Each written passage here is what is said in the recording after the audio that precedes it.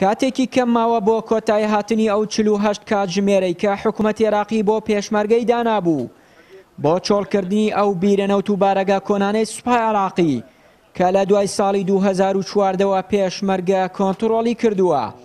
کەمال کەرکووکی فەرماندەی میحوەری 5 ڕۆژاوای کەرکووک دەڵێت هەوڵی هێورکردنەوەی بارودۆخەکە دەدەن، بەڵام ئەگەر بزانن حەشتی شعبی سوورە لەسەر بەکارهێنانی هێزدژی پێشمەرگە ئەوە بێدەنگ نابن.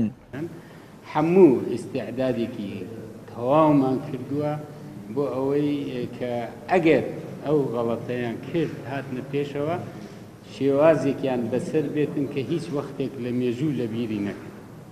دڵنیابن پێشمەرگە لەو پەڕی ئامادەباشیە و هەر غەڵەتێک بکەن ئێمە تەمەنا ئەکەین بە خۆیاندا بچنەوە تووشی هەڵەیەک نەبن کە شەڕ دەست پێ بکات، چونکە شەڕ دەست پێ بکاتن هەردوو لە زەرمەند دەبێ، خەڵکەکە زەرمەند دەبێ، پرۆسەی دیموکراسی لە مانتقە زەرمەند دەبێت.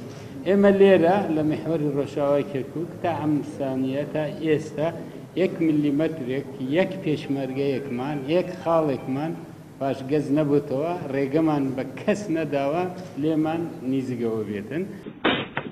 لە ماوەی چەند ڕۆژی ڕابردوو بارودۆخێکی ناسەقامگیر ڕووی لە کەرکووک و ناوچەکانی دەرەوەی ئیدارەی هەرێم کردووە بەهۆی هەڕەشەکانی حەشتی شعبی و سوپای عێراقەوە بۆ سەر پێشمەرگە. پارێزگاری کەرکووکیش هاوڵاتیان دڵنیا دەکاتەوە کە ڕێگە نادەن بارودۆخی ئەمنی کەرکووک تێک بچێت و دەڵێت پێویستمان بە پاڵپشتی هاو نیشتیمانیانی شارەکەیە بۆ تێپەڕاندنی کێشەکان.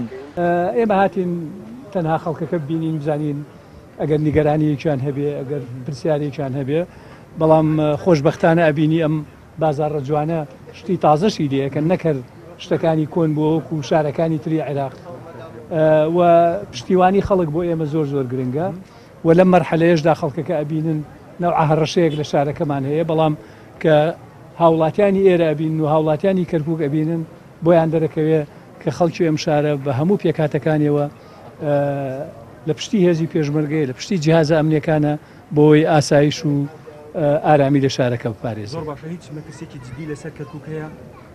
کەرکووک هەمیشە دوژمنانی کەرکووک و دوژمنانی گەلەکەمان پلانیان هەبووە، پلانی خراپیان هەبووە بۆ کەرکووک و ئەوە لە ناو نەچووە، ئەو جۆرە هەڵوێستانە هەرماوە. پێشبینیەکەن دۆخێکی خراپ لە کەرکووک بووبایان؟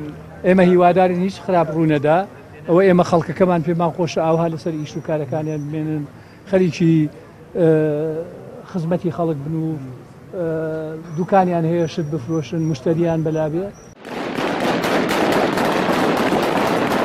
لە مانگی دەی ساڵی ڕابردووش بەهۆی دزەکردنی داعش بۆ ناو کەرکووک و هێرشکردنە سەر بارەگا حەزبی حکوومەکان، هێزە ئەمنیەکانی شارەکە بە هاوکاری هاوڵاتیان توانیان ئەو مەترسیانە دوور بخەنەوە و ئەو پیلانەی داعش پوچەڵ بکەنەوە.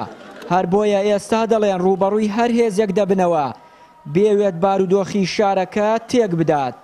چیانووری کەناڵی ئاسمانی پەیام، کەرکووک.